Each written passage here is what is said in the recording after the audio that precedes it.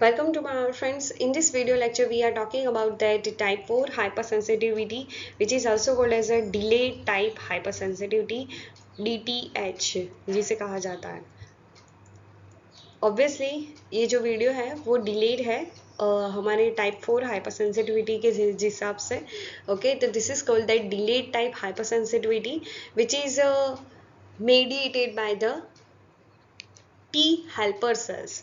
Okay, so now we are talking about in this video lecture the overview of the all the types of hypersensitivity.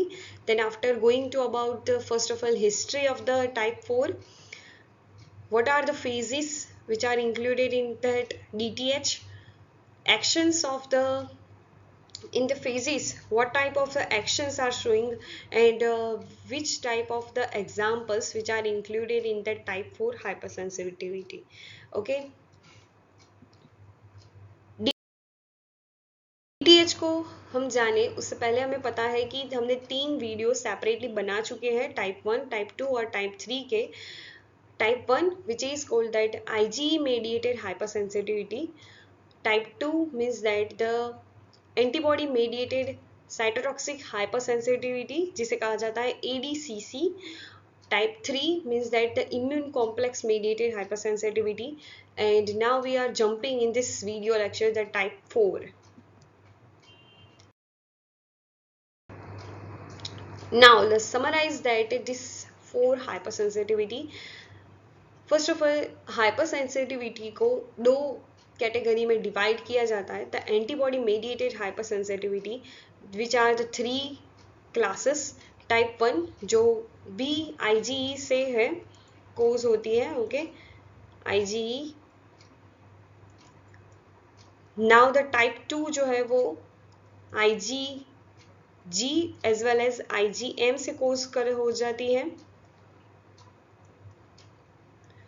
और type 3 which is immune complex mediated hypersensitivity, इसमें भी antibody का अपना role है.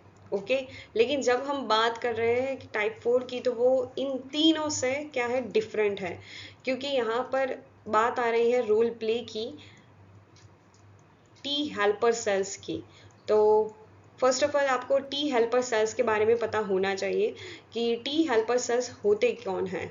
तो T helper cells mainly these are the lymphocytes, okay, which is first of all mediated by the bone marrow. bone marrow में से T cells जो है वो बनते हैं, लेकिन थाइमस के अंदर वो एक्टिवेट होते हैं और वहाँ ही वो डिफ्रेंशिएट भी होते हैं. अगर उसके पास T helper cells के पास क्या है, CD4 रिसेप्टर प्रोटीन है इस टाइप का. CD4, remember CD4 protein which is responsible to make T helper cells, as well as यहाँ पर क्या होता है, उसके पास MHC2 complex molecule भी होता है. MHC2 molecule. ओके, तो अगर ऐसा कोई सेल दिखे आपको तो this is called the T helper cells.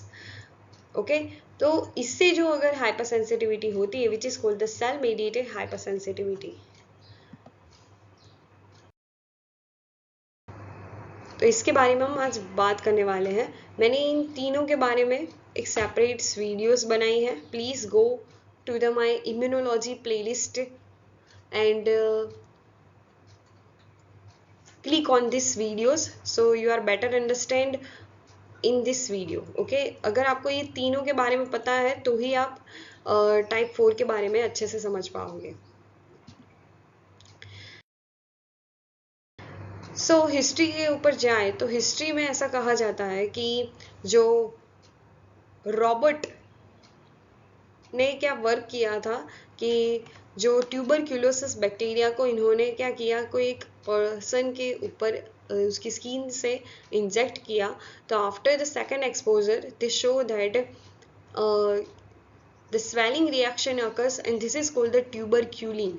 Okay, तो ये जो बातें हैं ना ट्यूबरक्यूलोसिस से रिलेटेड थी, यानी कि ट्यूबरक्यूलिन, ये जो रिएक्शन को उन्होंने नाम दे दिया ट्यूबरक्यूलिन. लेकिन ये होती क्या है, और कैसे होती है उसके बारे में उनको पता नहीं चला।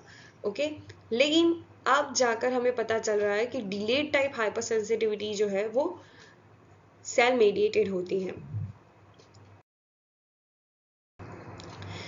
Okay, and T helper 1 cells encounter certain types of antigens and they secrete the cytokines that induce the localized inflammatory reactions.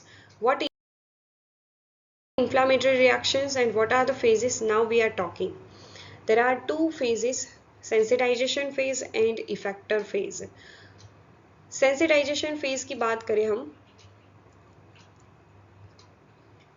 तो इसमें बहुत ही ज़्यादा सिंपल मैकेनिज्म के रूप में बताया गया है कि whenever the antigens are coming out into the cell, into the body, the antigen presenting cells present the antigen to the CD4 containing T helper cells.